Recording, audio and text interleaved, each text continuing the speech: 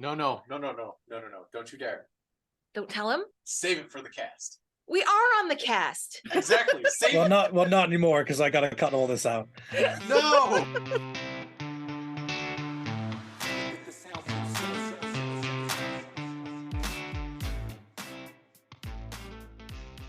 The point's going to be made.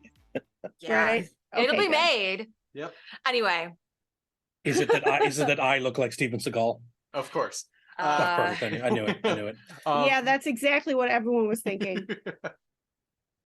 Hello, and welcome to the Original Remake Podcast, a show where we take the role of Hollywood executives, shamelessly exploiting your nostalgia for money.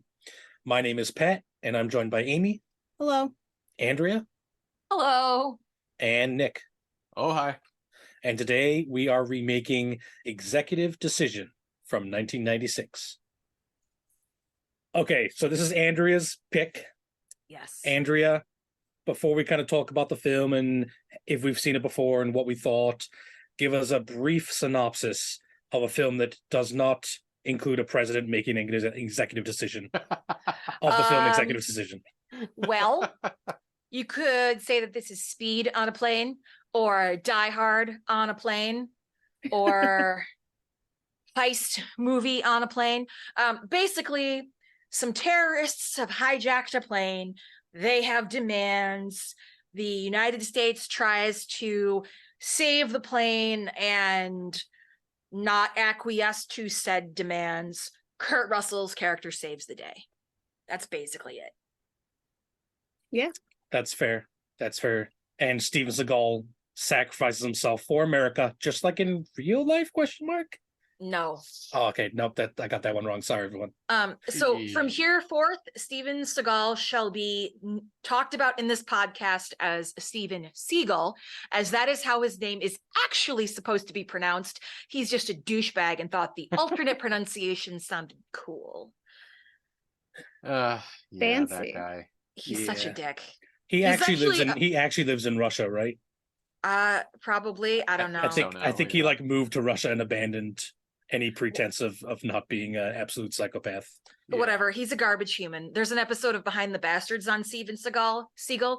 I highly recommend you listen to it. It's great. That's fair. In a truly awful way. Yes. Oh, all right, perfect. Anyway. Before we leave Mr. Seagal, worth pointing out in relation to this film that John Leguizamo is on the record as truly despising Steven Seagal.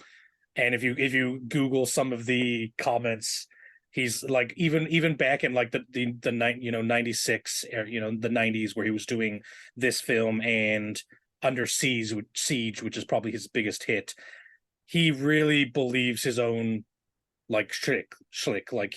He believes he's some macho martial artist. Oh yeah. Oh yeah. And John Leguizamo was having none of it on the film set or previously. So that's worth looking up if you're interested in it. He absolutely, the thing about Steven Seagal is that he really believes that he's like a master at judo, and you can kind of tell because in the beginning of the film, when they're storming that place, he's the only one who's holding his gun with his arm out, his elbow sticking out, and everyone else on his strike team is tucking their elbow in because you're supposed to hold the gun kind of tucked in. Well, we've all seen enough movies these days to see how it's supposed to be done. Well, and I feel like as an actor, he just thinks he knows better and just does it his own way. Right. Yeah. And the thing is, when we went to Vegas on a brief vacation, I went to this firearms place where they showed me how to actually hold the gun properly. So I remember that, and it's the way that he holds it is ridiculous. And oh god, he's such a scumbag. But it'll be cooler if I hold it this way. Can I share a quote from John Leguizamo about Steven Seagal? Oh, please do. All right, so John Leguizamo says he came in and was like, "I'm in command. What I say is law." And so John Leguizamo laughed, and then apparently Steven Seagal he slammed him against the wall, and apparently literally he's like that in real life. He thinks he's like some sort of alpha male or whatever. But apparently John Leguizamo, on the days where Seagal's death scenes were shot, Leguizamo would show up and just watch them just for personal pleasure. Yeah. So this is a quote Awesome. from John Leguizamo. So I started like, I mean, who the fuck talks like that? Who comes into a rehearsal and says that shit? So I started laughing, and he slammed me with an Aikido elbow against a brick wall and knocked all the air out of me. And John Leguizamo apparently based his character in The Menu off of Steven Seagal, because he said, quote, we did a movie together. It was executive decision. He's kind of a horrible human. Actually, I could see that, as I enjoyed The Menu quite a bit, and I could see that character great. being based off someone who's kind of a little holier than thou, you know? Yeah. So He's such a douchebag. all right, that's enough of him. Let's Sorry. move on to some better actors and probably better people, although I don't know them personally. So I saw this movie a long, long time ago, back before I kind of had any notion of like film criticism. I was just kind of watching films to watch them. And it doesn't kind of stick in any particular memory of mine. I wrote in the notes that what if Air Force One, but slightly worse.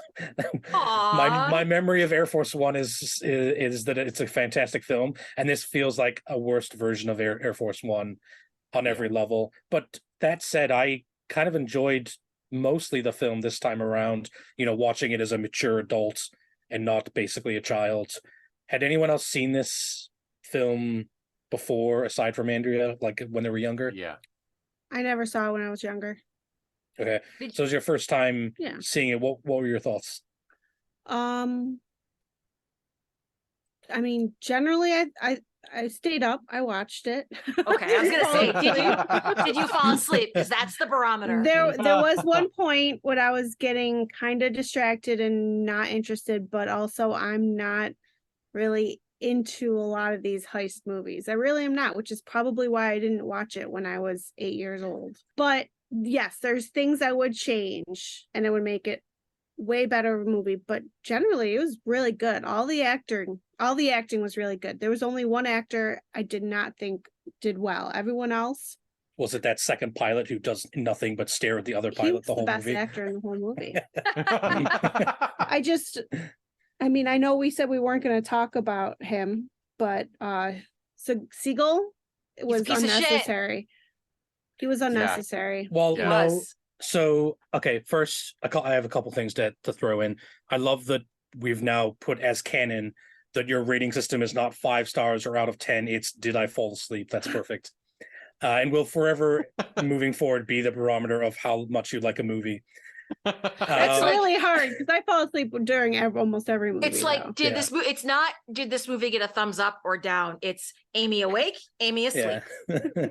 How many times did Amy nod off before I kicked her? But I was genuinely surprised. Andrea picked another good one again. Yeah. Yes. Can I say though, I do think Steven Seagal's character serves a purpose in this film. He does. And that is to be a red herring. Yeah. Because I expected, again, I don't remember the film from when I watched it, like back when I was literally, you know, a child.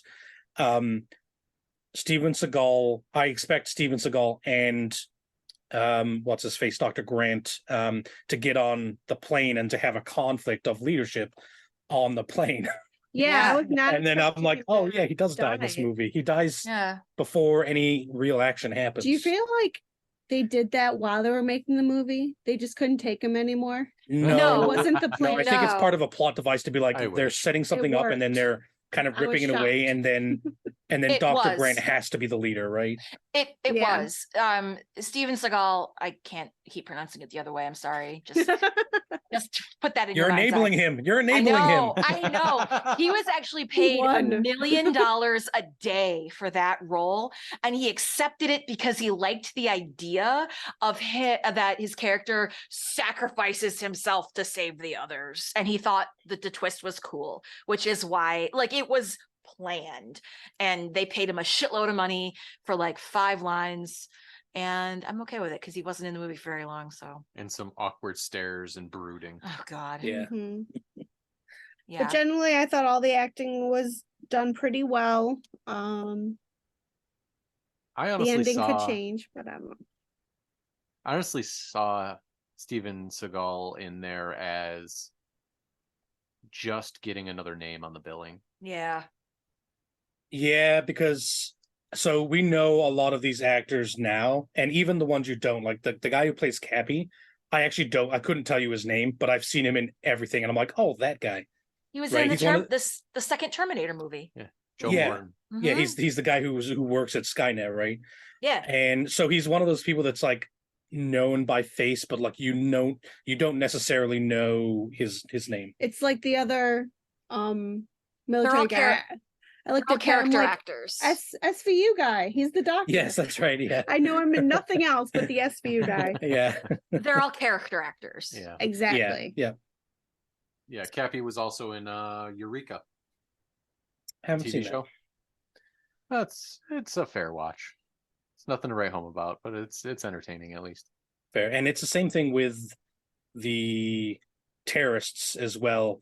You're just kind of casting, that was back in the day, you could just cast like this guy kind of looks Middle Eastern, like it's just generic villain, you know what I mean? Yeah. Yeah. But some of the, terrorists are like, oh, I've seen him in multiple things and he has like a long and extinguished career. But back then it's like, we need a dude to play a terrorist and you kind of look like you're from the Middle East, but can speak English. So you're in. Yeah. You know what I mean? Like we're in that era of filmmaking. Yeah, true. So I have a note about that too later on. we've replaced all those people with Russians, so everything's fine now. Yeah. Yep, that fixes it. That fixes all of the racism.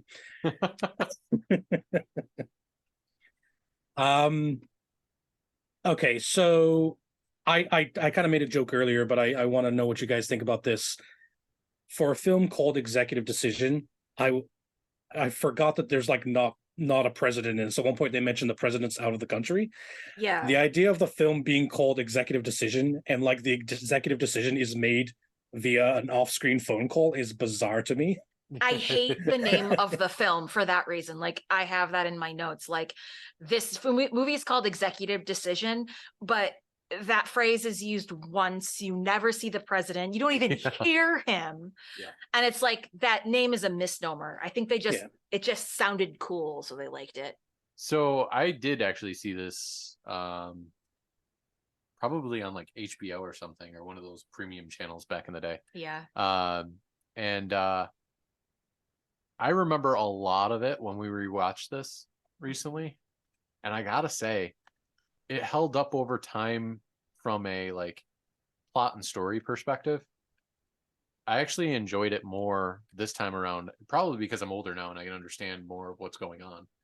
But I enjoyed it more now than I did when I had originally seen it, with the caveat that I had to suspend all the disbelief. Like all of it.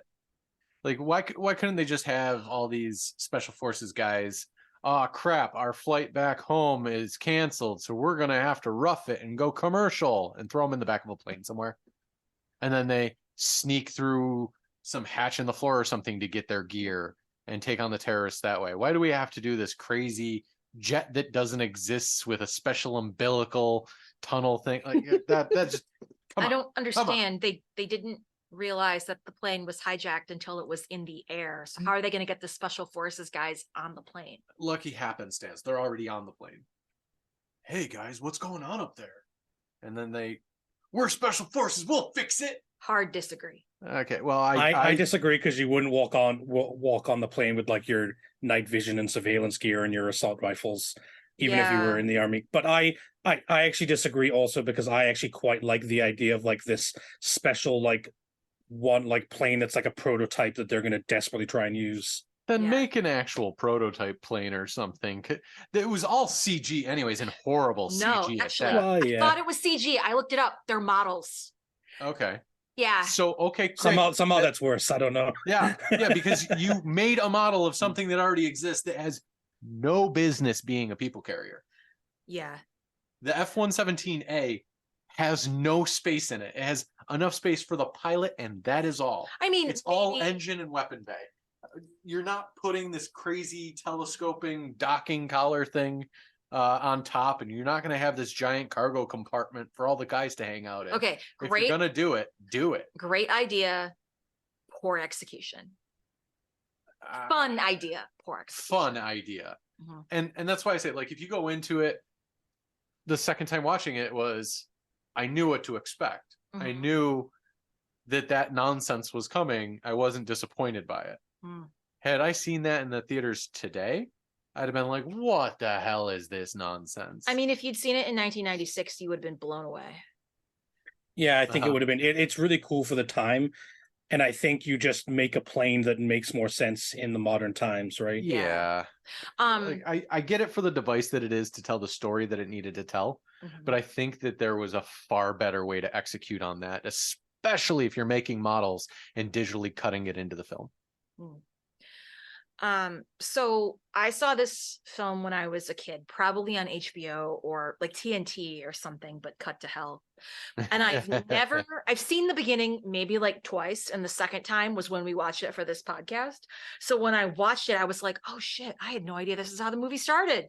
Like I always picked it up right when they were like just before they were to get on the Remora, which is the plane with the secret plane. The secret plane. Yeah. And I'd never seen what happened before that. So, and like I saw it on your list of movies to do, and I'm like, I really enjoyed Executive Decision quite a lot. And as we rewatched it, I was like, I do like this movie. Yeah. Well, speaking of like, you haven't seen the beginning.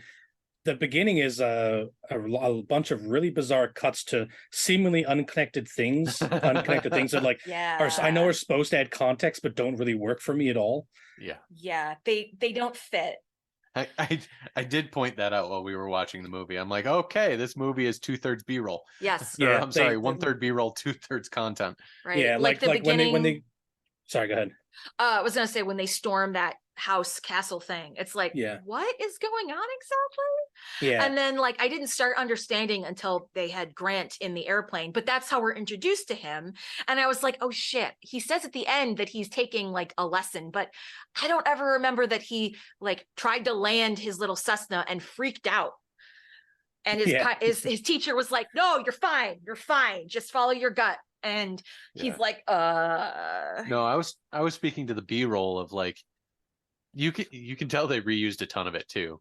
Like they had limited footage of big airliner flying through the sky, and they used some of it to composite in the Remora, and show that it docked underneath the nose of the plane and all that. And not more than 10 or 15 minutes later, you see that same B-roll without the fighter jet in it. Yeah. It's exactly the same. Yeah. The plane comes into frame and falls out of frame the exact same way. And I just felt like probably a third or more of the movie was B-roll like that. Looking at clocks. How many times did we look at clocks in this movie? It's really funny because time seemed to be kind of irrelevant. Like the film started the film started off saying that it was Zulu 500. But that in Italy, which would have made it like 7 or 8 a.m. right, depending on what time of year it was. But it was pitch dark out. But it was pitch black and supposedly at the middle of the night. I honestly think someone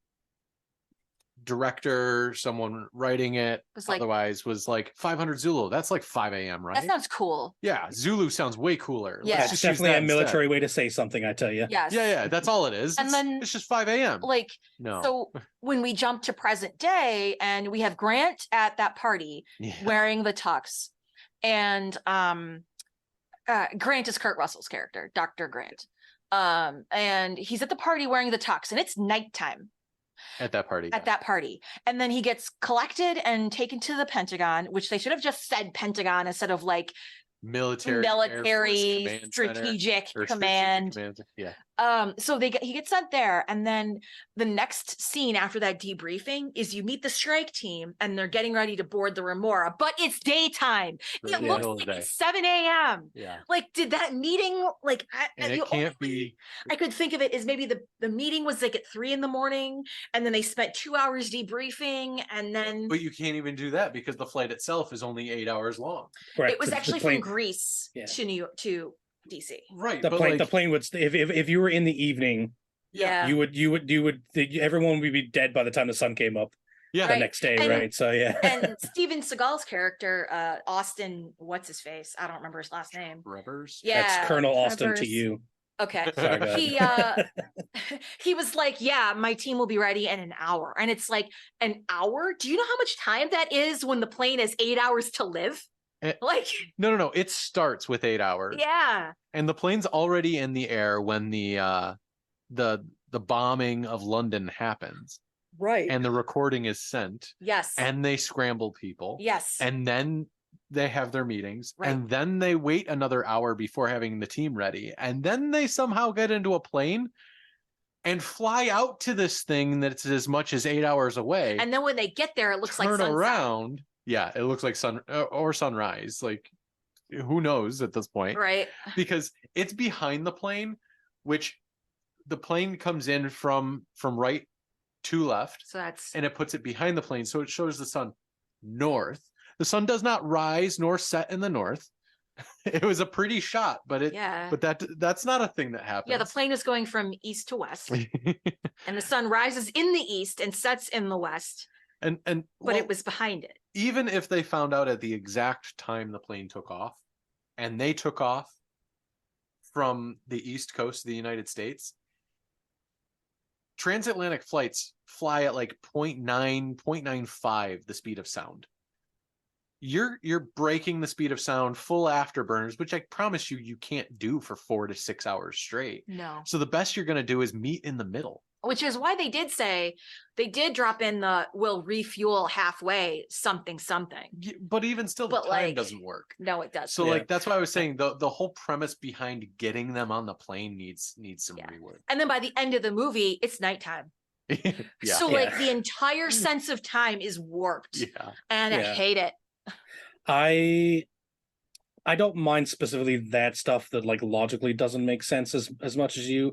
I think for me, the issue, especially in the beginning of the film, is the kind of tracking of the plot and what's necessary. And it's easier to say this post 9/11, but you don't need all this terrorist backstory with like, this guy's been kidnapped, but by his own people, but there's a bomb.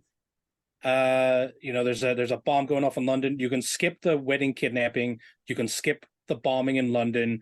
All you need to know is these dudes are on a plane and they got a bomb. I don't On know. the I plane. kind of liked that. I liked that I the tie-in. like that it gave it backstory. backstory too.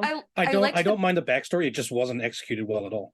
No, Maybe no, no, no, not, no. yeah. I like the idea, the not really a twist, because you find out about it in an uneventful way, but the idea that the terrorists turned in one of their own to act as the distraction, Mhm. Yeah, that's not a bad twist for sure.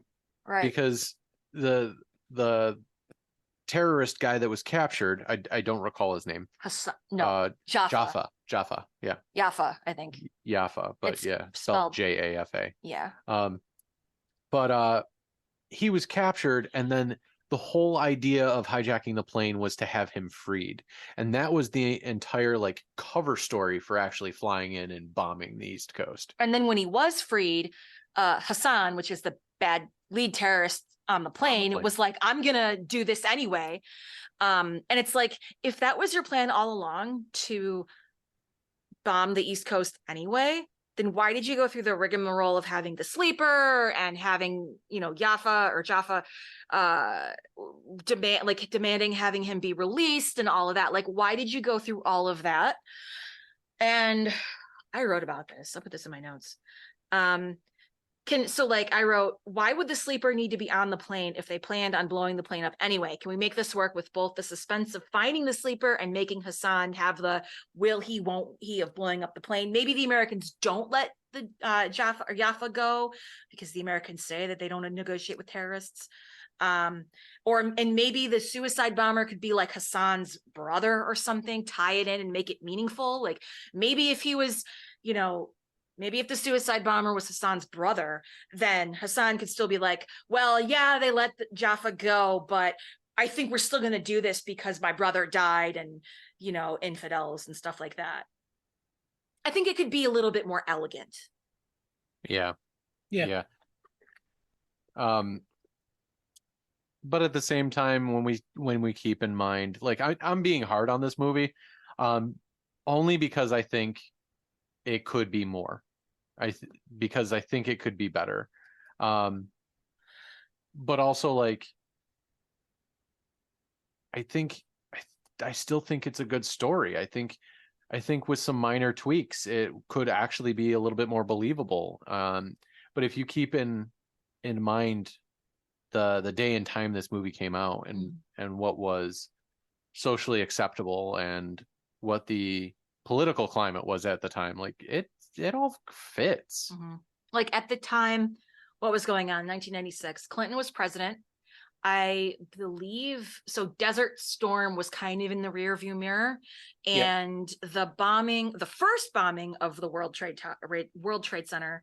That was 93, I think. That was so. That was 3 years like prior to this film. Yeah. So that was still kind of like fresh in people's minds, and like, let me see what year is that bombing? Yeah, it was 93.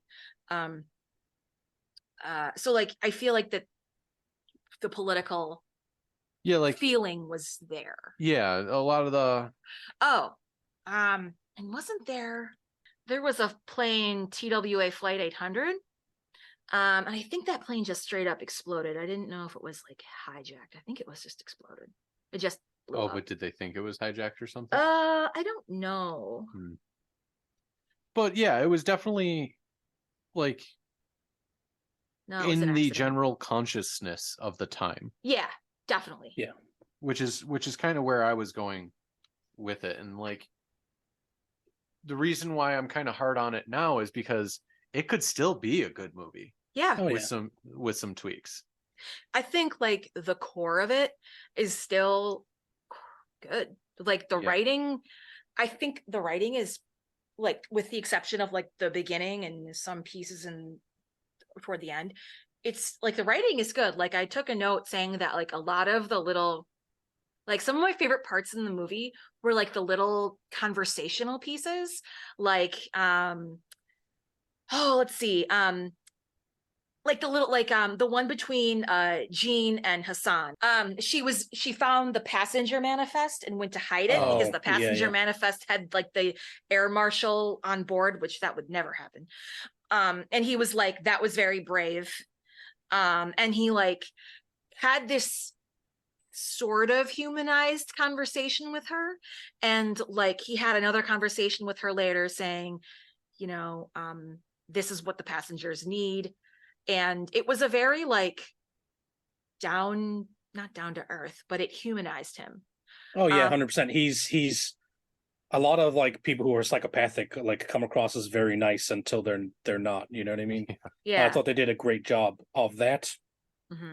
And I like Jean's role in the film as kind of she kind of sees everyone, right? The two sides are not aware of each other, but you have Jean and then the captain who are aware of kind of both sides of what's going on, if that makes sense. Yeah. And like another part that like a little moment that I thought was cool was between Grant and Baker. Like Jean holds up her hand to the camera to show that she thinks the sleeper is in 21K, row 21CK, and they were like 21K 21K, and it's like that feels like it's real. Like the little like those little victory moments. Yeah, those little moments. And I also like that our hero Kurt Russell is completely bumbling. Like he's just a geek. Yeah. Like where he gets his foot caught in the like it's a door in the galley, or when he stumbles when he's on the line across the plane, he like trips twice. He drops his glasses, like falls down the elevator shaft. Falls in the elevator, like all of that stuff. I love it. He's just bumbling. Yeah. It's great. One of those little lines you're talking about is from Rat to Dr. Grant, and he's telling him what to do when they retake the plane, and he says, "Whatever you do, don't look them in the eyes." And I'm like, that is a stone cold line. You know what I mean? Like, make sure the person, like, you want to murder this person, don't actually look at them. Just point at their mass and pull the trigger. And it's like, that's a really, really great kind of under the radar line that adds a ton of character to both Grant and Rat. And that's one of the things I like about the middle of the film. Like you're saying, Dr. Grant is this kind of like ne'er-do-well intelligence officer, a la like early Jack Ryan, and he's only on the plane because Steven Seagal's character wanted to punish him for sending them to the wrong place. Yeah. And so all those little character moments between the actors during the kind of less thrilling parts of the middle of the movie, I thought worked really, really well. Yeah, like the chemistry between the strike team was great. Yeah. And like the movie is filled with these little like nuggets of tiny conversations that it's like, oh, that's very interesting. Or it like adds a lot to the movie.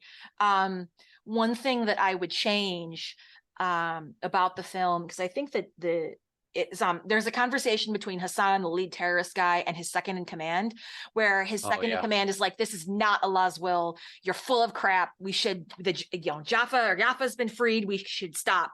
And I think there should be more of that. Like that conversation is great. It's like, yo, these people, like they understand, like they're here to do a job. This is not what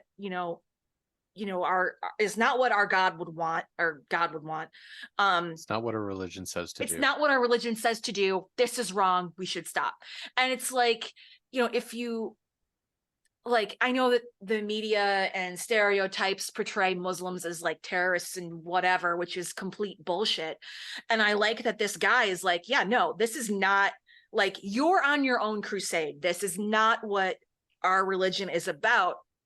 And I think I love that conversation. I wish that there was more of that to kind of. Yeah, it's missing from cinema. Yeah. It's just generally assumed that if you look like that you're going to hijack a plane or bomb something. Right. And that's not acceptable. And the second in command was like, yeah, no, I'm doing this because our leader it needs to be freed. I have no intention of, blowing this plane up because, and I feel like that more people like in the terrorist group should have had that sentiment and maybe talked about it amongst themselves, or maybe another passenger or something.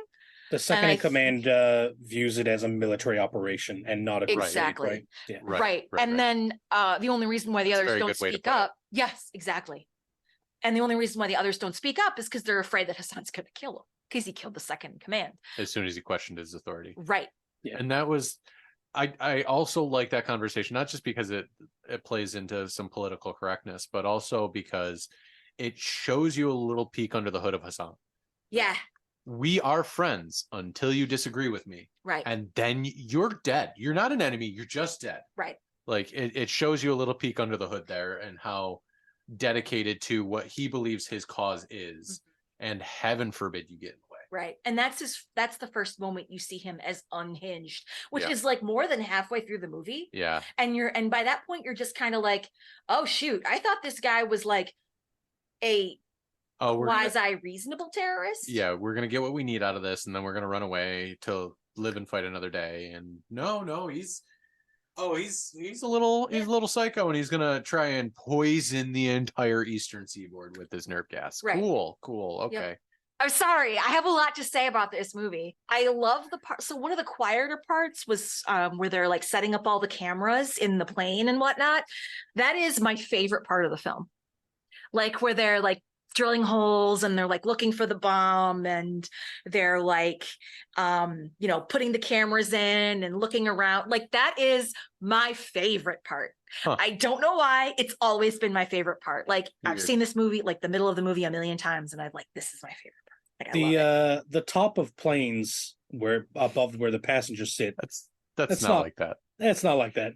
Not even a little. But it made me laugh how absurd it was. Yeah. If the floor was solid, you could have just walked around up there. Yeah. You could barely walk around on the entire airplane. You know what I mean? Like, yeah. The reason is because movie, yeah. Yeah. Just because. Because it needs to happen for the plot. Because plot armor. Yes. Right. Yeah.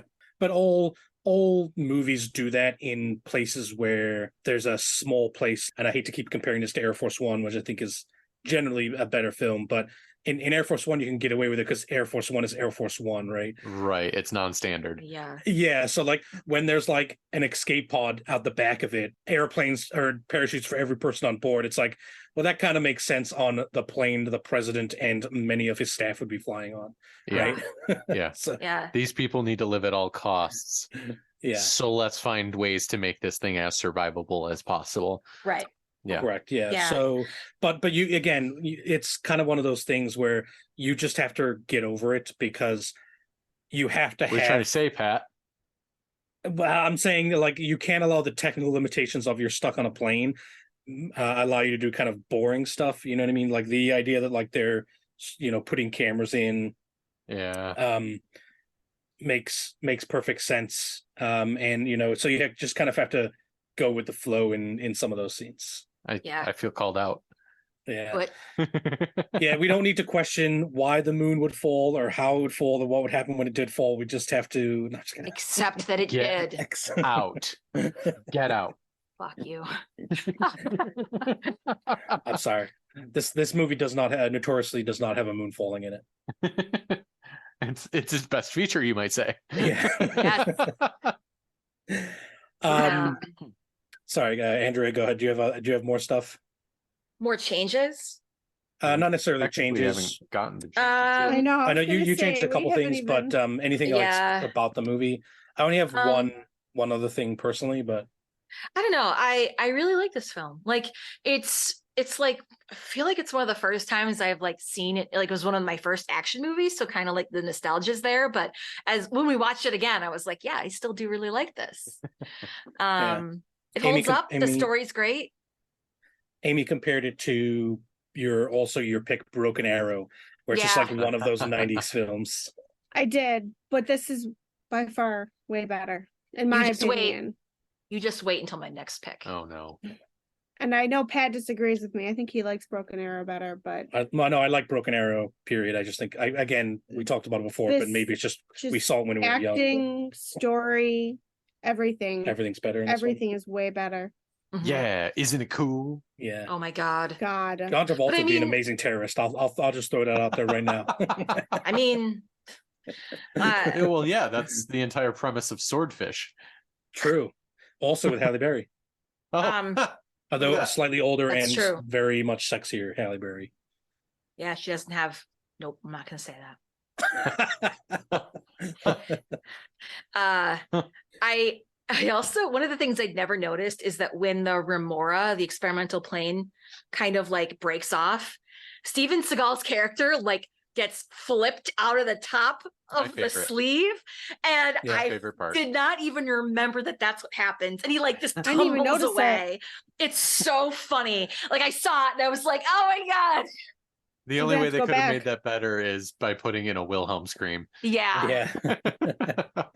Yeah. was great. All right. The only thing I'll mention, and before we get into changes, is I do think the last action scene of the film, the actual retaking of the film, is Yeah. again product of its time, but it's a little jank.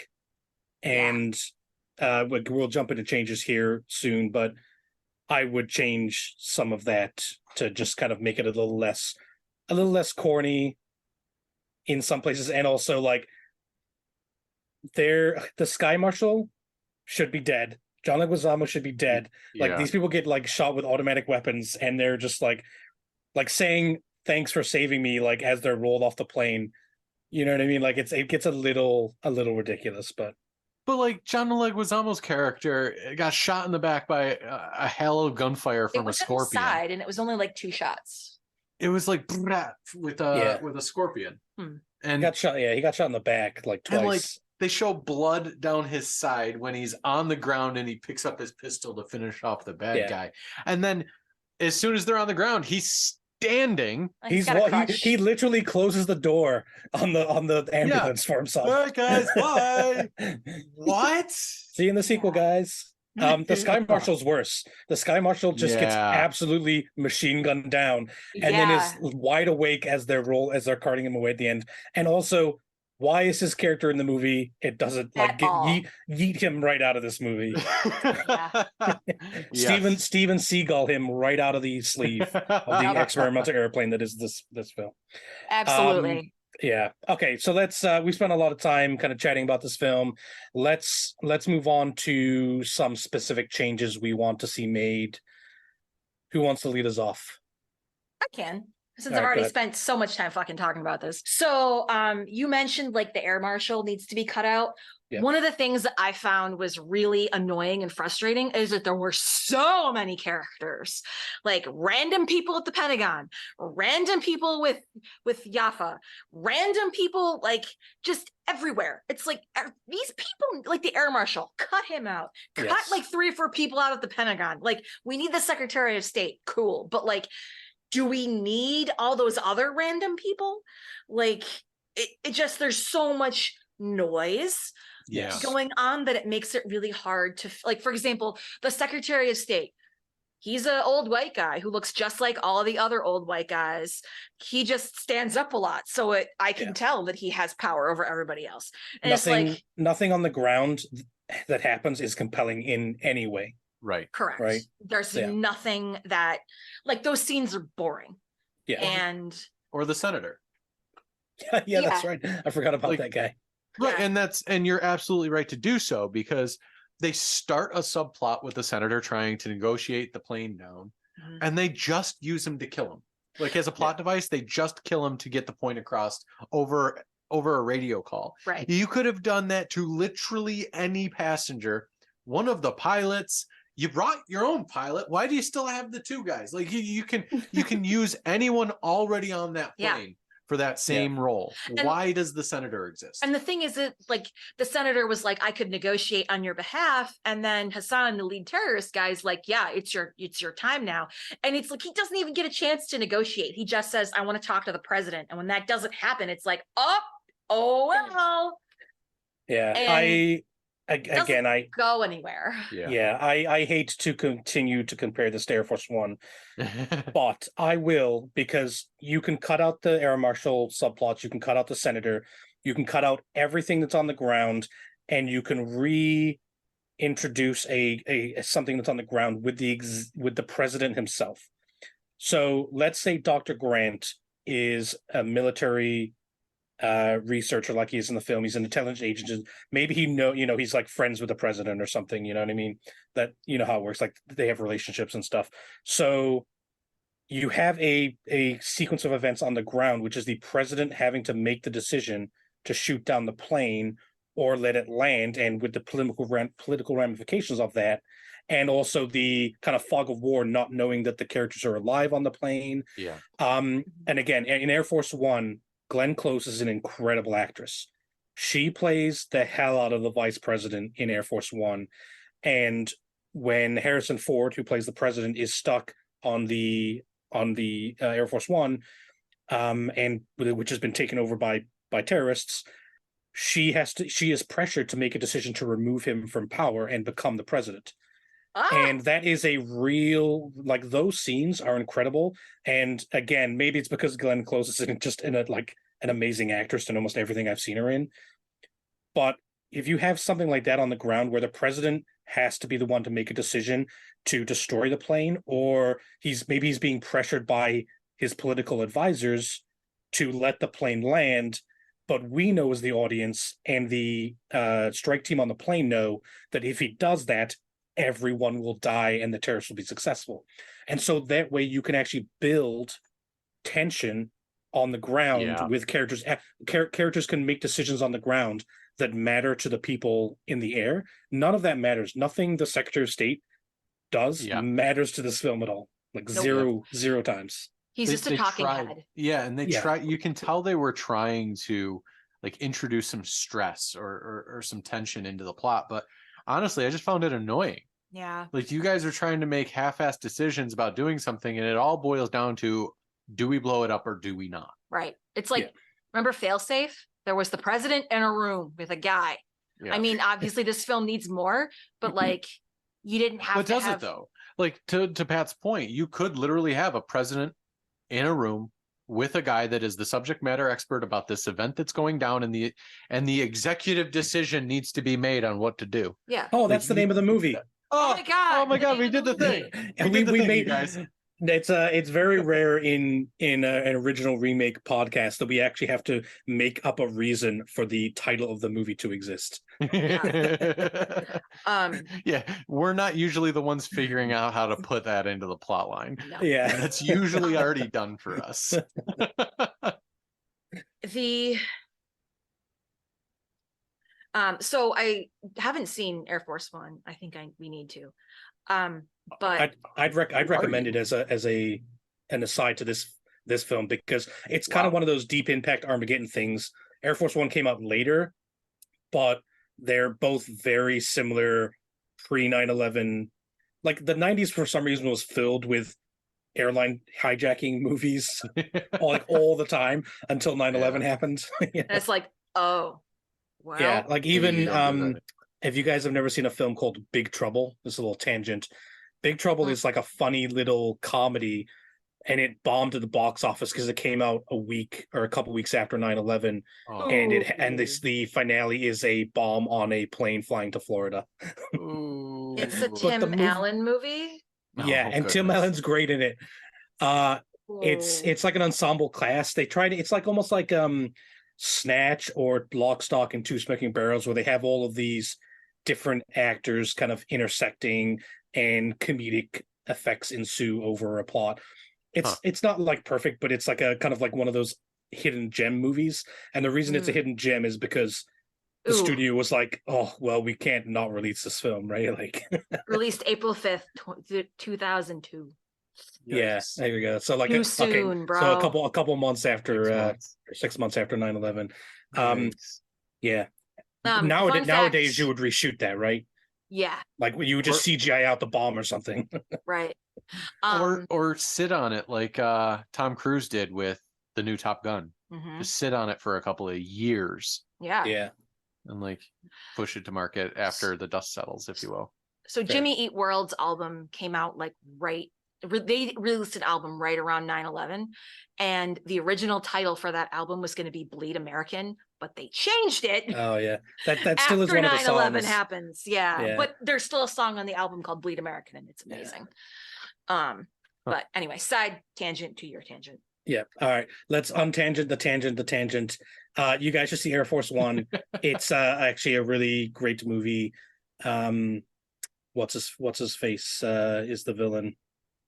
Gary Oldman. Gary Oldman. Yeah, no, it is a great movie. Yeah. You do need to see it. Highly recommend. Harrison Ford, obviously amazing. Glenn Close, incredible. Just Okay. yeah. I again a second tangent. Sorry, I'm tangenting us. When we first got to America, I remember going to. We moved to America in '98. There was a double feature VHS tape of Air Force One packaged together with some reason Sylvester Stallone's Cliffhanger. And I watched both of those movies like 20 times. I loved both of those films. Ace Ventura does Cliffhanger better. Yeah, I mean, almost everything. Any movie containing a cliff does Cliffhanger better in retrospect. But at the time, it was fantastic. Maybe that should, you know what? Maybe that should be on the remake list. Maybe I'll put that on there. Oh no! Boy. Yeah, we're just doing all the '90s action movies. We're just remaking all of them. Oh, I mean, goodness, okay. most of them are fun. Like almost all of them are fun, but a good chunk of them are just dumb as hell. And some of them have like great bits and pieces, but just need work, like this one. Yeah, but Fair. I also think that's part of like what makes it what it is, though. Like the dumb ass hattery that is an 80s/90s action flick. Like an Independence Day, Welcome to Earth. Well, like you actually have limits, right? You have Yeah. limits of technology where you have to actually figure out how am I going to shoot this, and you can't just put everyone in a green room and CGI in like the newest Ant-Man was like that. It was shot during COVID, and it's abundantly clear that almost every actor is just sitting in a room of green waiting for the special effects to be done, and you can tell, and it's more boring for that. You know what I mean? Yep. Yeah, it's very So, boring for it. Yeah. All right, let's get back to changes. We're at risk of this podcast going long because we have a lot of casting to do. Yes. What else do we want to change? So the beginning, and I picked this up after reading the wiki article on it, but the beginning, the strike force team is in Italy trying to recover the nerve agent bomb thing. But I had no idea that that's what they were trying to do until I read the wiki article. And one of the things I would change would be to make that clearer, because it was pretty clear. I mean, I missed it. You must have Not to missed the the very text on the end. screen. There was some text on the screen about what they were doing. Oh, yeah. Well, not just that, but when they were in the briefing, before they figured out what to do, Yeah. Dr. Grant was like being stared at by Steven Seagal's character, Yeah. Travis or whatever, Travers. And he made a comment about how a recent operation failed. Dr. Grant makes a comment about how a recent operation to recover the DZ5 nerve gas has failed. Yeah. And that's when Angry Face starts getting angrier and like talks about it later with his team about how, yeah, this is the freaking guy who sent us on a wild goose chase. So it was all there via exposition in the first part of the movie. Was kind of muddy. It was. Yeah. It wasn't. And again, it goes back to like the whole beginning for me is just like scene after scene of like, we're going here, then we're going here, then we're going here. Quick, let's get to the plot of the plane. We need to have all this backstory. And even, you know, that the fact that one of their guys dies is supposed to be like an important plot point. Why It they all happened upset so at him. fast. Yeah. But A, it doesn't matter. And B, when they're on the plane, no one cares. No one's like, hey, you got my comrade killed. Like in Italy. No one brings it up at all.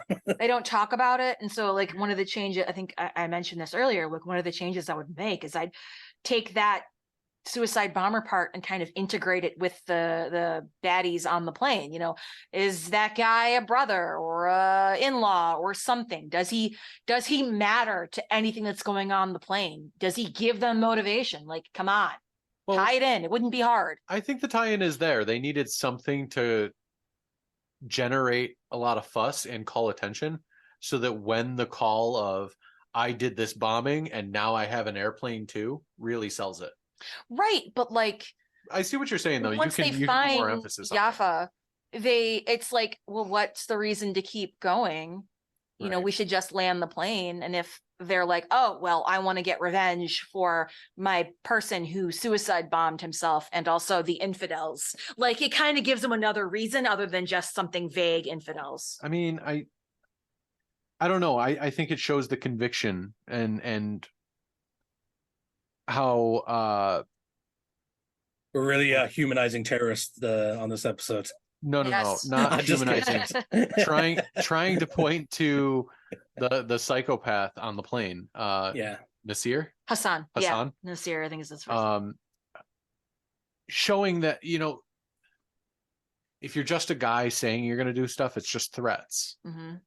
If you open it with, I told this guy to walk into a party at a hotel in London and blow himself up, that is the resolve of the people following me. I will blow up this plane if you come at me. Try me. The thing is that I remember that part. And the thing is that it was easily missed because when he was saying that, the camera was panning across this like control room, and his voice was kind of like saying it in the background. So if you weren't like paying attention very closely, you know, you were like looking at the scene changing and it took the attention away from the fact that this guy was saying something. And it's like, so what I'd like to do is refine what you said in changing those scenes and really just kind of retool them. Yes. Get rid of the complete nonsense like the senator on the plane or the guy that dies in the op in the beginning. Like that could be the footnote of the table conversation. We can learn all about Seagal or Travers or whatever the hell his name is, and Grant's animosity for each other at that briefing. Yeah. We don't need anything before that. Because all you need is them to start a fight and then someone saying, gentlemen, let's get back to the topic at hand. Exactly. We have lives to save or something. You get all the exposition that you need to tell the story that we had to watch, unfortunately. cut, a bunch of that B-roll. I feel like it's there as just filler, and just refine the storyline, because I think your plot points are there. Yeah. I think a lot of what's there does well for the story, but I think there's a little bit of pruning that could be done to make it a more efficient or more effective, and allow us to simmer and spend a little bit more time on the important parts that are just missed because they gloss right over them Yeah. quickly. Like, I think that instead of an audio recording, they should have done what True Lies did and sent a video. And that would have been a little, like, I think us seeing it as the audience would have been like, oh, these are related. Yeah, I also do see the point of why it was an audio recording though, because, and they said it in the movie, is that the recording was in London. How is he also on a plane? Find out where this guy is. Is he actually on the plane, or is he got minions on the plane? It's to sow confusion. Okay. So like, I do see that too, but I think you could do that with a video as well. Maybe. Especially today. But now that I'm live streaming from London, plane. but it's really just a green screen. Right.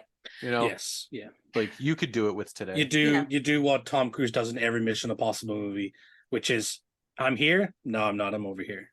Yeah. Yeah. Yeah, exactly. All in all, I don't think it needs a ton of changes. I think it's more just about cleaning things up.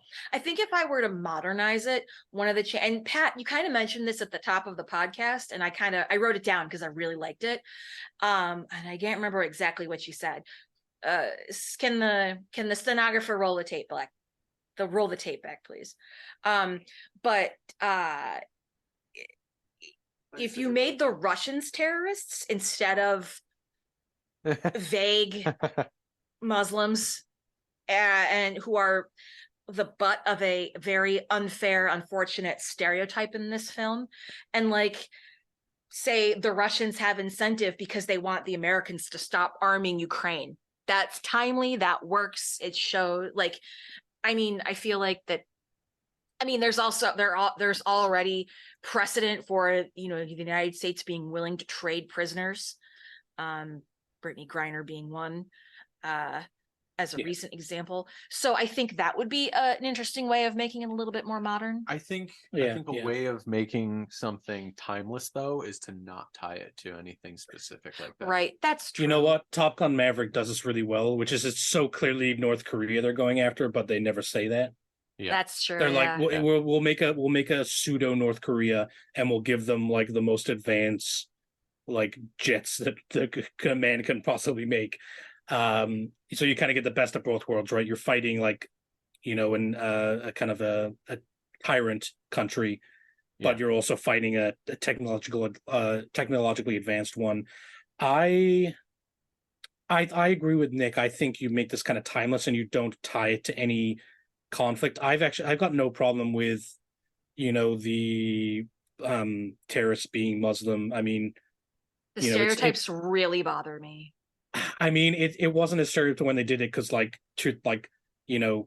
years later, some Muslims actually did it. But right, it's not. It's one of those things where, so long as you, as a society, you understand that most Muslims aren't like, they're not going to jump on a plane with a bomb and try and kill a bunch of people, then that's fine. Because you say the same thing about Russians. There's plenty of perfectly fine Russians. That their leader has invaded Ukraine is not particularly their fault. That's true.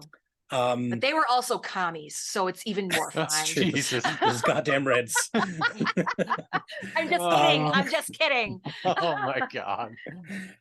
Well, yeah, we will defend all religions on this podcast, but we draw the line at commies. If you're red, you better be dead. Amy's like, I'm with these people. Why? Why am I here? Yes. Amy, I can tell, is falling asleep actively in the chair right now. There's one more thing that I would change, and that would be the gobbledygook technobabble that Cahill says while explaining the sleeve docking process. There's zero reason for that. It's not like it's a new technology. It's not like we're in outer space. Those can be like, everything he says does not have to be like jargon that makes no sense. Like, it could be explained. It doesn't have to be. I would have him explain it. I wouldn't spend like 20 minutes of the film explaining it before they get on the plane. Yeah.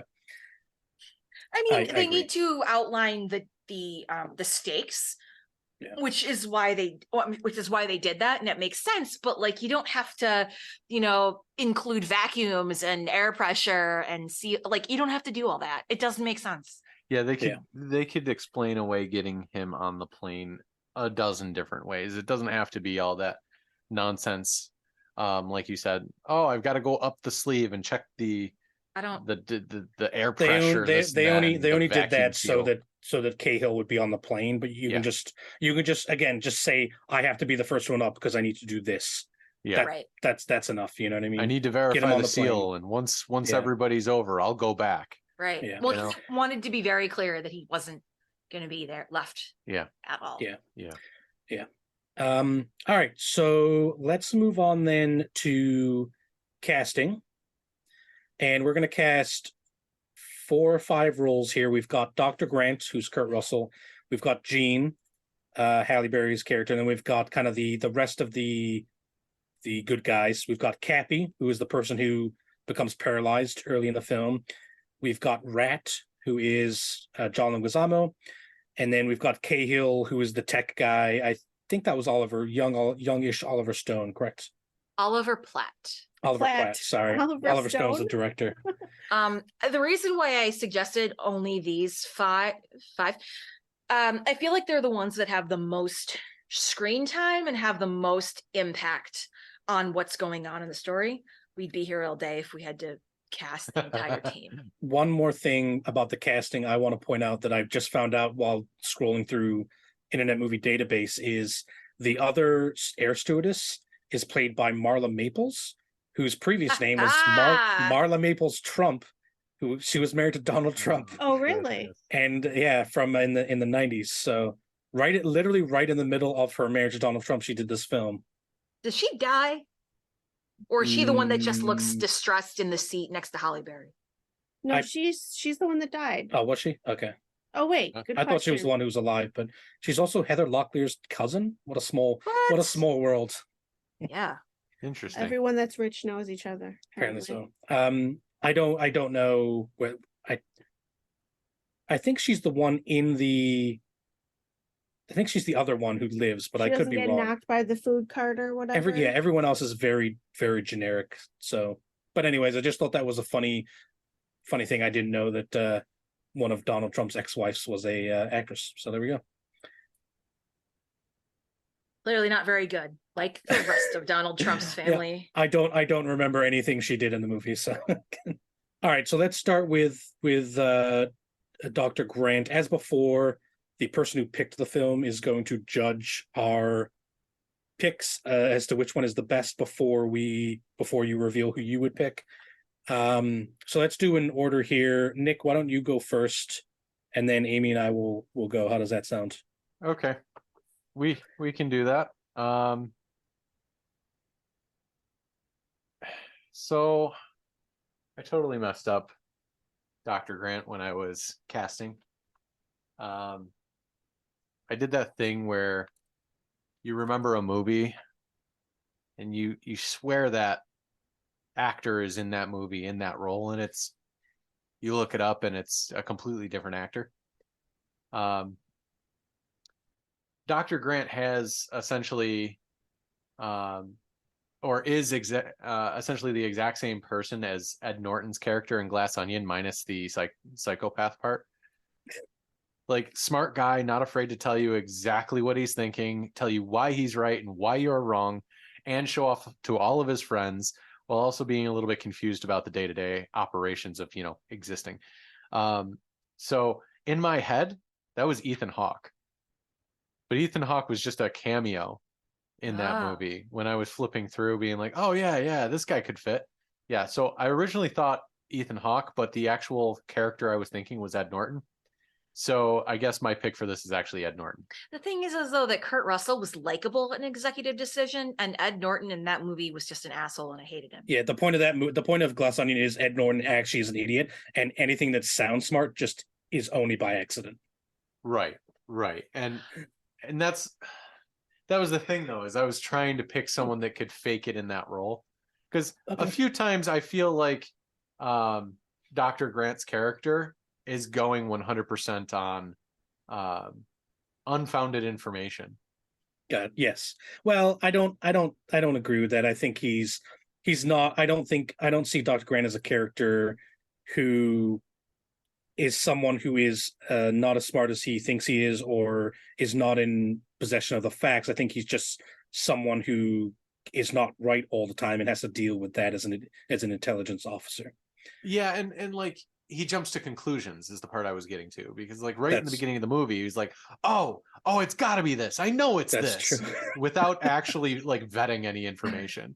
Nick, I just want you to know, I know I said we need to like move things along quicker, but I have to go on another tangent. Oh no. You said jump to conclusions, and the guy who plays the air marshal in this is the same guy who creates the jump to conclusions mat in the film Office Space.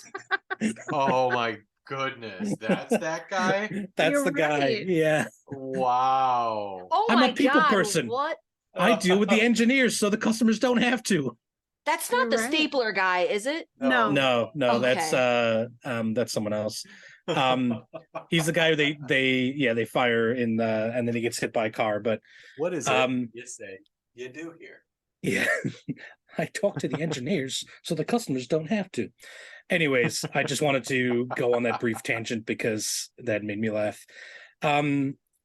Speaking of things, Ed Norton. Okay, that's a terrible pick, and Amy and I will be winning together because we've accidentally picked the same person. Oh. Well, technically, no. What? Did you cheat? Oh, I picked that actor for a different character. Oh, okay. I'm sorry. Well, I'm sorry. I looked at the screen and I thought it was the same person. No, Really? so okay. That's who you're. guys, I'm riveted. But my pick is better than yours. So. Okay, well, my pick is Jake Gyllenhaal because I Oh. think he's a good actor and can play the kind of role that you would want someone to play, and he's kind of getting to that age now. All right, so my pick for Dr. David Grant, originally played by Kurt Russell, is an extraordinary actor, Oscar Isaac. Yo, I thought about that. I thought about it too, See? but I just cast him recently, I think.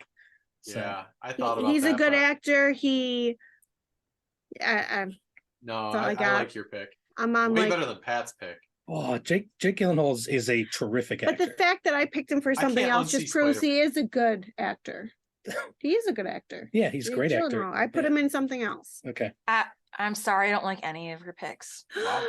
They're Well, all too cool. Well, you have to pick one. Yeah, who's the least worst pick? I mean, Kurt Russell in 1996 was very cool. He was the coolest. Was Yeah, he was a big movie star in the 90s. Yeah, for right, sure. but he Have you not seen Captain Ron? I mean, Have you not Oh, seen God. Overboard? No. I actually haven't seen Overboard. I heard it's hilarious though. It is. The only reason I didn't pick it as a remake is because I already remade it horribly.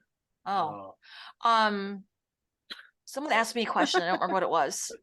what's the your least pick? worst of our picks? Oh, Amy's Oscar Isaac is the Okay. least worst. All Thank right, you. and then who did you pick? Cal Penn. Oh, Ben. Oh no, don't like that. No, you- actually, so Cal Penn, the last thing I saw him in actively was in the show Designated Survivor. And he Oh, was yeah. a White House intern. So he could do the intelligent kind of guy pretty well. And I liked him in that show. You know what? He did work in the Obama White House, if I'm not mistaken. Yes, he Yeah. did. Has he been in any action movies? I mean, Howard I and Kumar don't. Go to White Castle is technically an action movie. Very, very And much so. Van Wilder, right? Yeah, so like he there's a could car chase in do- both those movies. So yeah, so he could do like the stupid, bumbling kind of goofy stuff, but he Yeah. could and the down to earth stuff. But we all know that he could be like professional and stiff collar, walk into a room with a tuxedo, talking, like he knows everything kind of thing. Because that's what he did in Designated Survivor, and that's what he did in real life. So yeah, I love my pick, and nothing you I guys think can he's a say good- can change my mind. I only have negative things to say about the pick, so I will say nothing and move us on to. I do think he's a good actor, though. He's a good actor. I just don't see him for this role. Yeah, I agree. I do. He may be a good actor, but I don't like it. I don't like him as the. I pick. think he'd be great. All right, Well, let's move on to luckily- Jean then, who is Halle Berry in the film. Hmm. Nick, lead us off again. All right, I picked Paula Patton. I don't know who from that Mission is. Impossible Ghost Protocol, among other things. I should know because I love all the Mission Impossibles. You should know because she's kind of a badass in that movie. Oh, she's from the third one. Third, Oh no, she's fourth- from the fourth Ghost one. You're right. Protocol. Yep, Yeah. sorry, you're right. Yeah, no, she's kind of alright. BA, and that quiet, reserved when necessary, but stand your ground even if a terrorist is looking you in the face and telling you you're stupid. Like I see her fit in that role. Yeah. All right. I could see that for sure. I went with someone who's kind of a little higher profile, like so far as like their media presence, and that's Anna de Armas. I think that's how you pronounce it. Oh, okay. So I think she's got kind of the, I'm gonna say, the cute factor. You know what I mean? Like Halle Berry is good looking, but she kind of comes across in the film as like confident and strong, even though, you know, as she's being confronted with this kind of like once in a lifetime threat. And I really kind of thought Halle Berry did a great job with it. We kind of did talk about her a lot during the review of the film, but she did a really good job playing someone who's kind of stuck in the middle and really like has to take a lot of the risks in the middle of the film. And I think she could do a great job. Almost everything I've seen her in, I've enjoyed. She was in the newest Blade Runner film. She was in Gray Man, which I thought was an underrated action film. Wasn't she in most recent James Bond? She was in the most recent James Bond. She had a cameo in that. What did you say, Beast? No Time to Die. Yeah. No Time to Die. Yeah. So she can kind of do like the action thriller side of things.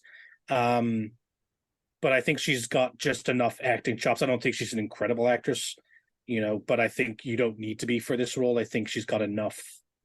And honestly, if you're not going to change what the actress does in the movie, you don't need it to have much action scene. She was very much a stewardess. Yeah. Yeah. She didn't. Yeah. Well, she's not. She's part of the thriller side of the film, which is most of the middle of it. So she didn't steal a gun out of a assassin's hand. And yeah. Who'd you pick, Amy? My pick was Olivia Cook. Okay. And I was going sort of the way that Pat was saying. I don't know. I just thought the Halle Berry character seemed very innocent, even though she kind of was. She's an every woman, right? Yeah. Yeah. She was like Ready Player One.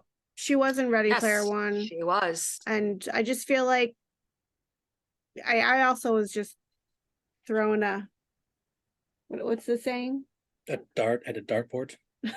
That's not a saying. I was thinking of fish It in a is now, barrel. I was just looking up girls because even though Halle Berry played it well, I wasn't really focused on the actress. Andrea, who do you like for this one?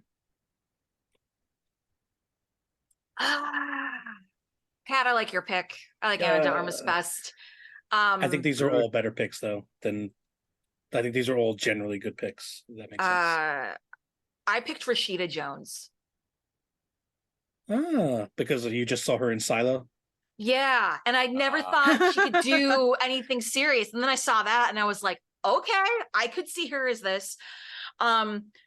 As a side note for Cal Penn, because I'm still like riding that train.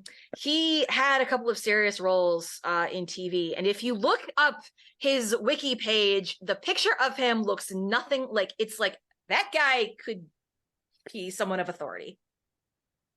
It's weird. Uh-huh. I don't Listen, know. I still think he'd be awesome. You can defend your decision all you like. The rest of us are just going to judge you silently. Okay? Let's have him as the marshal. Yep. Fine, I'm right. Yeah, there we go. Air Marshal. We'll make him the Air Marshal. Perfect. No. We'll Nice. make him the Air Marshal. Then we'll Not cut done. all of his scenes, and he'll be on like the DVD as like part of the extras. Guys, stop being mean to me. I'm right. You're wrong. This is That's fine. That's not how this works. All right, let's jump on then to kind of the rest of the crew. Okay. Let's start with Rat because I think he's the main kind of soldier He's of the the captain. of the group. He's the de facto leader after what's his face dies. Well, after Steven Seagal dies, and also Cappy, I think, is next in line, right? I don't think so. Kind of, but he's like incapacitated. Yeah. So this is John Leguizamo. Nick, who did you pick? I went with John Boyega. I could see him being a second seat kind of guy. Yeah, he's a better actor than people give him credit for. Cappy was a sergeant. But he's also not going to steal the show. Like, there were some other options like Don Cheadle and whatnot I was looking at. Yeah, It would have been too high profile, in my opinion. And like could run as the A-lister, as the top billing actor, and that's not what Cappy is in this. correct. So that's why I went with John Boyega. For Rat or for Cappy? Oh, for Cappy. Oh, for Cappy. Okay, sorry, I thought we were doing Rat, but we'll do Cappy. Oh, sorry. No, you're good. You're good. That is a good pick. For Cappy, I ended up asking Chat GPT to recommend some people, which I didn't pick from, but it actually did put me on. It recommended Dev Patel, which is an actor I quite like. But then when I was looking at his Google page, Riz Ahmed is you probably know him best from Rogue One. He plays the pilot, which is probably his like most well-known role, I think, to like general audiences. But he was in a film, or he was in a miniseries on HBO called The Night Of, which is just incredible. And he did an amazing job in that. And I think he's just a terrific actor in everything I've seen him in. And I was trying to pick, because this character has to essentially lay on the floor for the entire film. I wanted to pick someone who I thought facially who could emote and be a really good actor, without the use of their body. So I think he could definitely pull that off, and that's why I picked him. Okay. I'm not actually familiar. I just looked up his filmography, and it looks like he was in Venom. So I've seen him act in something before. He was the villain in Venom, I believe. Yeah. Oh. And he was in Jason Bourne, but I still don't remember this actor. I'm sorry. I think he was in one of the crappy remakes of Jason Bourne, but he was in Nightcrawler as well, which I thought was an okay movie. Sound of Metal is a good film. He plays a deaf person or a person going deaf who used to be a drummer. He's just I think if you see his films, you'd be like, oh, he's really got it so far as like being a character actor, which I think would be perfect for Cappy. Okay. Yeah.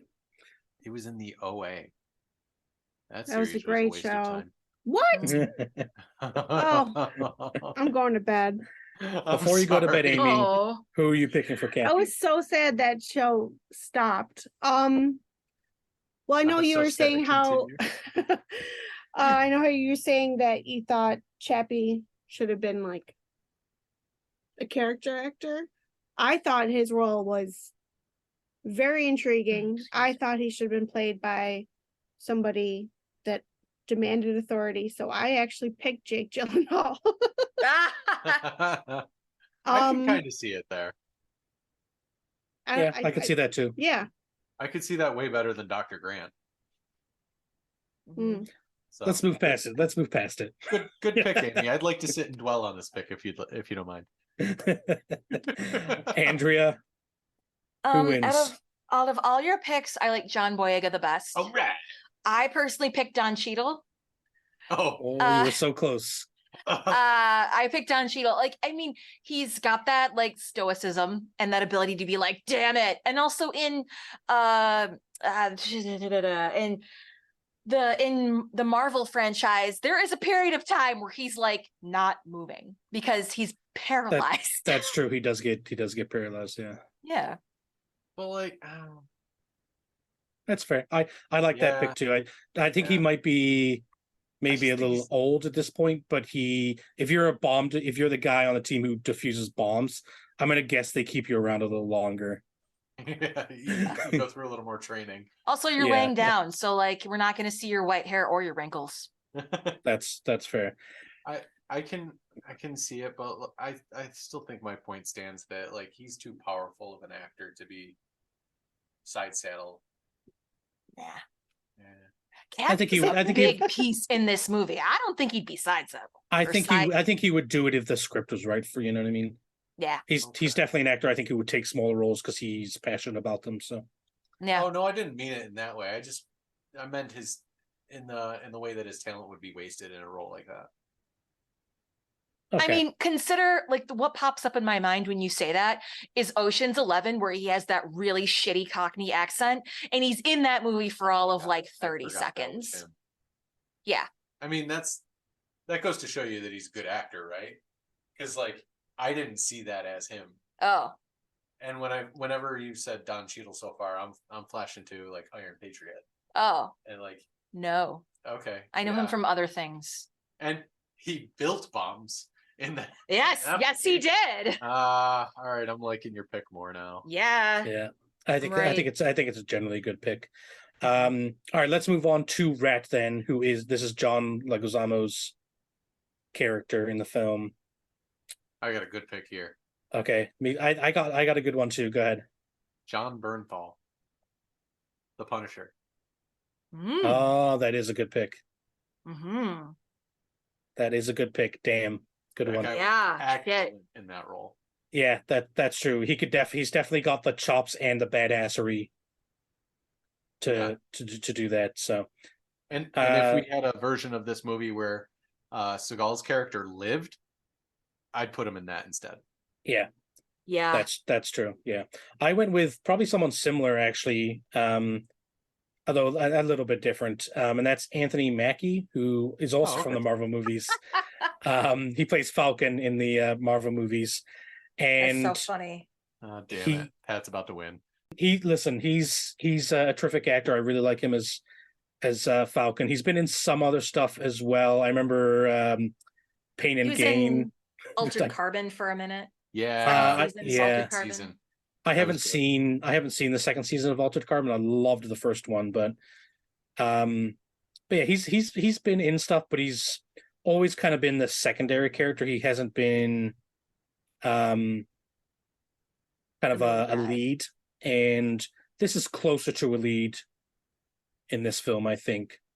But I think he can do both. He can play the soldier, and he's got enough range to play someone who's going to be in kind of a that situation. So just to go on a rant, I feel like all the actors were on screen equal amounts of time. It was an ensemble cast. Yeah. It was an ensemble, but I do feel like Rat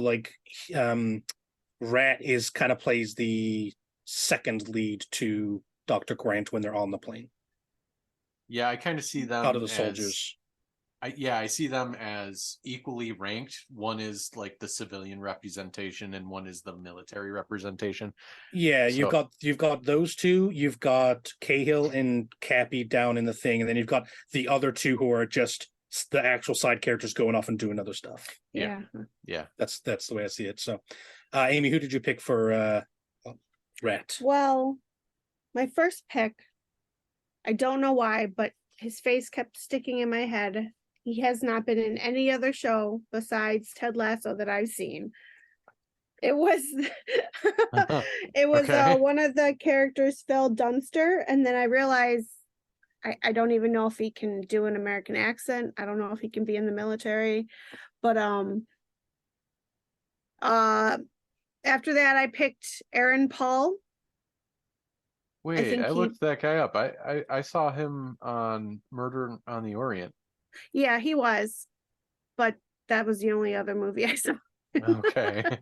But he definitely plays a smart ass in the TV show. Speaks the truth. You're annoyed with him, but you like him. Yeah, the problem is he talks with such an accent in that film that it's hard to see him any other way. I don't know whether he can. Yeah, I'm assuming he could do an American accent, but I don't know for sure. You know what I mean? A proper dialect coach can work wonders. Yeah. Aaron Paul, I think, is a very good actor. I think he may be pushing the age, but I don't know if that really matters with the cast we're portraying right now. I guess as long as it looks like he could run. As long as, I mean, he he's can been in look like he's in Westworld, his 30s, very it's fine. action TV show. Yeah. Great Definitely. actor, Breaking Bad. I mean, Yeah. I honestly think he could play any role. Good guy, bad guy. The end. Fair. Mhm. Andrea, who wins? I would have kept John Leguizamo. But I like Nick's pick. I like John Bernthal a lot. I agree. I think that's Kind an of excellent like pick. because Rat has a lot of these snide comments. Like He's the Punisher. Like and way I he feel talks, like he John already- Bernthal would do all the snide comments and things like Yeah, that. even when he was in The Walking Dead, he played that type of, man with a chip on his shoulder, but still ready with a line quite well. So, right. But I would keep John you would- Leguizamo if I had the opportunity. How old is he now? Yeah. Oh he's God, probably like way 1,000 too years old. Look But how that's young our he rules. looks, though. No. There are no. creases everywhere. He's not young. Creases, Creases? wrinkles. He was born. Okay, Creases. hold up. He's He was born 62. he was born in 1960. Crap, he's 62. Yeah. He's retired, y'all. No, he's not. He was just in the menu. He's not retired. They're gonna up his pension age, so he's got to start setting cars on fire or deal with it. All right, I'm not sure I like the 62-year-old that he could pull it off, but I I- mean, by Those the are bylaws, by the bylaws of the rules, you are In to all the keep one movies person, we've so- wanted to remake, this was his best role by far. Yes, that's Aw. correct. Yeah, I mean, to be fair, that he was in The Happening and he was in Super Mario Brothers. Those aren't hard films I to. swear he Oh, was in yeah. I swear he was in another movie we remade. Probably. let me look. Yeah, I'm actually looking right now, and I don't see him in No. I think that's any it. of the other ones that we've remade. Yeah. He's in movies that are on my list to remake, like Spawn and other things, but He's in Yeah. so many movies. he is. He was in He's- Die Hard 2? He's what? In Die Hard 2. I guess he is. I It's don't like one step recall him down in that. from Nicolas Cage. He's been in so many movies. He Yeah. was in John Wick Chapter 2 as well. And 3. Yeah. Was he in And three? 4. He was in 4. According to the Internet Movie Database. I don't remember that. All right. Yeah, I all don't- right. Let's move on then to Cahill, who is the tech guy. Okay, Nick, go ahead. I know. I think I know who you're picking. Is he in a certain film about a moon falling out of the sky? No, Oh, okay. but he does like that film. Are you picking Pat? Are you picking me as I the was gonna tech pick guy? Pat. Yes. Yeah, I'm picking Pat as the tech guy. I Because, could- can't unsee it. I can't unsee because it. the second Oliver Platt came on the screen, I was like, oh shit, he looks just like Pat. And then I couldn't don't- unsee it. I actually I'm sorry, don't see Pat. it. Well, I can't spell Oliver, so that's a bad start to looking up And I'm Oliver like, Platt. I mean, Pat has more You know what? hair. The man's a terrific actor, and I don't mind it. Oh, Pat does not look like okay. First of No, all, no. this was 20 years ago. I've got Yeah. Oliver Platt's Yes. nose for sure. Oliver Platt executive decision is the search that you Yeah, need. not Oliver Platt now, but then. Of course not now. It was just Okay. like, wow, you look very similar. Especially like post volleyball, your hair slicked back and everything. Like you could be brothers. All right. I could see that. And you know what? I'll take it. I'm not insulted. There's definitely worse movie stars I can be. I'm no Brad Pitt, and I admit it. What other shows has he been in? Oh, he's been in so much stuff. He's definitely like a second actor. a Yeah. character actor who's Character been in actor. everything. Like he was Yeah. in Dr. Dolittle. He was in a whole bunch of TV shows, including West Wing. West Wing. I actually He's remember him from his that. character is the namesake for Binging with Babish. Oh, Gosh, Huh. he's in everything. He is Lake Placid.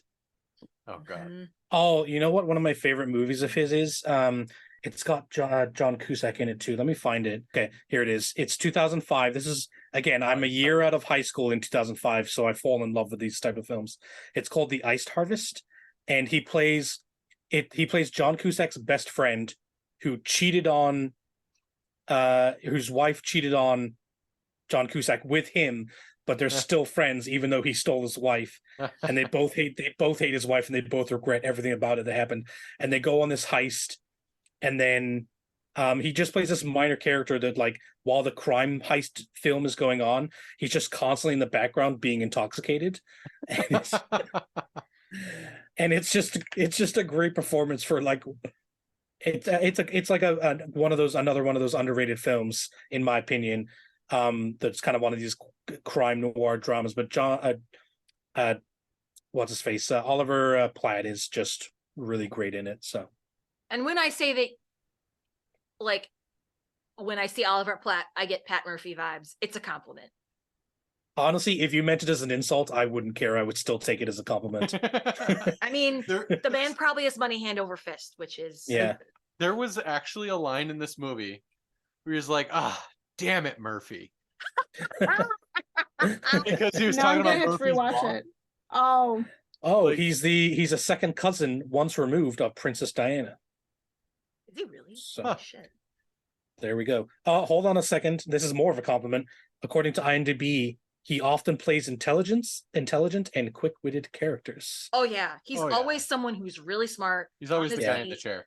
Like... Yeah, agreed. Yeah. All right.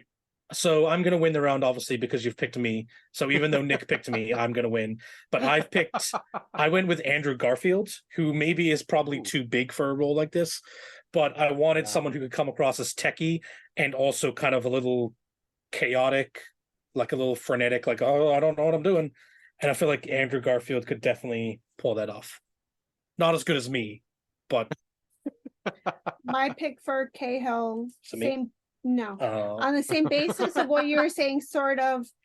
In some of his roles, he plays frantic, and I mean, he's obviously trying to defuse a bomb. He looks nervous almost the whole entire time. Oh yeah. I kept thinking of the side character in Ant-Man. I had to look him up. Unfortunately, I didn't know his name, but Michael Pena. Pena. Oh, Pena. Thank you. Yeah, he's he was funny. I would like that. He was in the Moonfall. R.I.P. Yes, to the real hero. His his character name was Tom in Moonfall. R.I.P. to Tom, the real hero. But I also thought in this movie, the actor kind of gave sort of a comedic, scared to death, it's the end of the world, I like Michael Pena for the role, and I like him better than Oliver Platt. I like him as well. I think he's great. I think that's a great pick. I think he's Oliver Platt with comedy. Yeah. All right, Andrea. This is a really hard decision. Oh, wait. Andrew Garfield, Michael Pena, or literally me. Choose wisely. You don't even know could act. Or defuse a bomb, honestly. Have you seen his hand? He's very unsteady. That's perfect. He fills the role. Shit. I could defuse a bomb. I'm confident I could do it. For the win. Well, my pick was Eldon Henson. No. You have to pick one of the three. She likes her picks. I love you all. No, I think picking Pat is hilarious, and I would pay money to see it. So yeah. I would accept money for it. I'm gonna go with y'all. Yes. Hell yeah. So my pick was Eldon Henson, who plays Froggy in Daredevil. Oh, okay. Very nervous, but very smart. Oh, that's a great pick. That's Yes! a great pick. Yeah, 100%. Yeah, the first couple seasons, yeah. Uh-huh. The last season, less so, because he starts getting ballsy. But I like him season 1, season 2-ish. Which means Daredevil. do it. Yep. Yeah, I liked it. Yeah. Not quite as good as my pick, though. Right, Pat? True. All right, we've run long, but I do want to give a quick shout out to the idea that Steven Seagal was cast as kind of someone to kill off early in the movie who was a name. And I really like the idea of casting someone, and I've picked Chris Hemsworth's. So if you haven't, let's say you haven't seen the film, right? You come in and it's Chris Hemsworth's name on the poster. His face is on the poster, and all of a sudden, like 30 minutes into the movie, he just gets yeeted out of a plane, and that's all you see of him. That would be great. We must be on the same vibe, because I picked a seagull character for I picked Tom Cruise. Oh, same thing. That would Oh work. my God, Yeah. that would be great. So 'cause we he's- both have the same concept that we Yeah. need to pick a big actor. Just Mhm. Yeah. him. I think Tom Cruise would be perfect because he did that kind of bit in Tropic Thunder. Yes. Like he Yeah. wasn't Oh, credited yeah. in Tropic Thunder.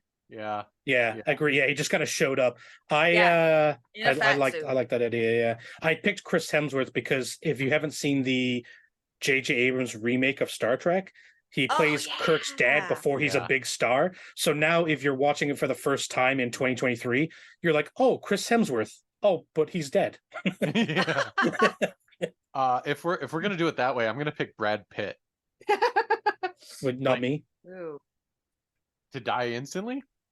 Well, a big star. That's what I mean. So You've been almost cast in a podcast, so I like, think we've given Pat super a big. terrifying, Yeah, we've made a mistake. unfortunate Mistakes ego were made. boost. ego. that's is all you need to so do to big. boost my ego is call me Oliver Platt. That's how low the bar was to make me feel good about Aw. myself.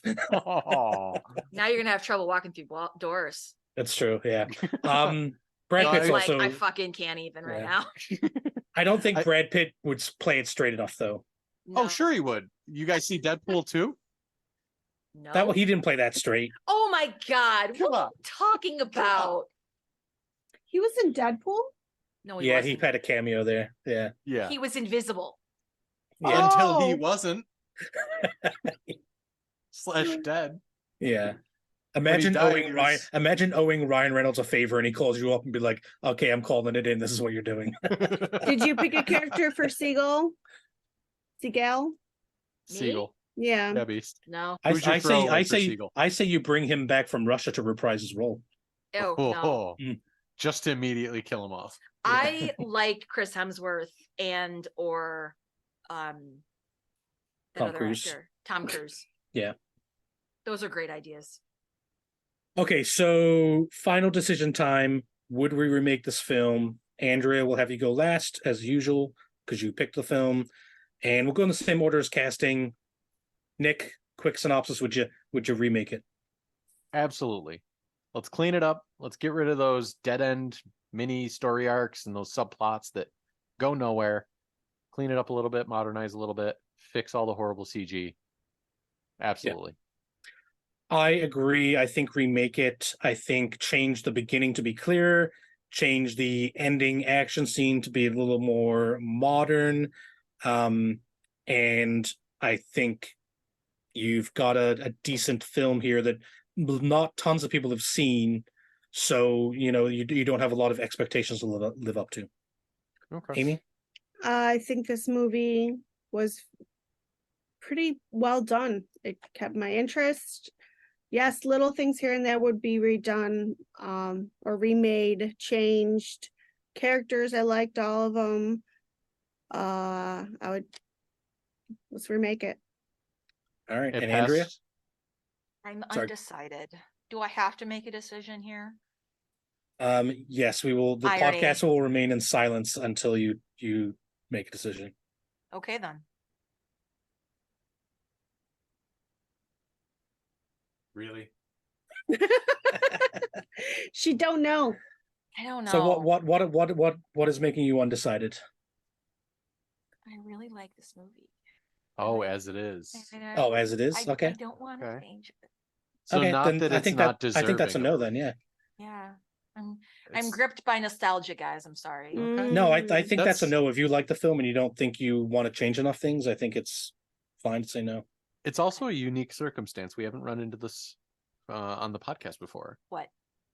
Saying no, I wouldn't remake it because you want it to be preserved as it is. I mean, we said that Instead for of- Trading Places. I was just about to say Yeah, that. I felt fair, that way with okay. Trading Places. That's true. This one, I I wouldn't don't know. change Like, Trading Places. This I would. I like everything about it.